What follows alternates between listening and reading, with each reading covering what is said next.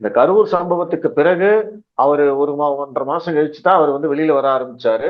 அப்பதான் அவருக்கு வந்து நிறைய கண்டிஷன்ஸ் போட ஆரம்பிச்சாங்க. எஸ்ஓபி அப்படிங்கறத போட்டாங்க. அதுக்கப்புறம் தான் அவருடைய ஆஹ் பிரச்சார பயணத்துக்கெல்லாம் வந்து பாத்தீங்கன்னா நிறைய நெருக்கடிகள் கொடுக்கப்பட்டது அப்படின்னு சொன்னாங்க. ம். அப்புறம் தான் அதை வச்சு வந்து விஜய் மக்கள் கிட்ட முறையிட்டாரு. என்ன வந்து பிரச்சாரமே பண்ண விட மாட்டேங்கிறாங்க, எனக்கு மட்டும் நெருக்கடி கொடுக்குறாங்க அப்படிங்கறதெல்லாம். ம். அப்போ கரூர் சம்பவத்தும் போது விஜய் வந்து காவல்துறையை பத்தியோ காவல்துறை நெருக்கடி கொடுக்குது அப்படிங்கறத பத்தியோ அதற்கு முன்னாடி பேசவே இல்லை.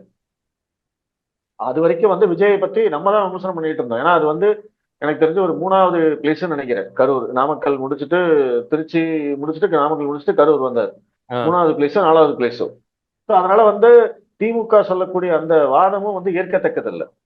காவல்துறை அங்க குறிப்பிட்ட இடத்துக்கு போகாம விஜயை தடுத்திருக்காங்க. விஜய் கேட்காம போயிருக்காரு.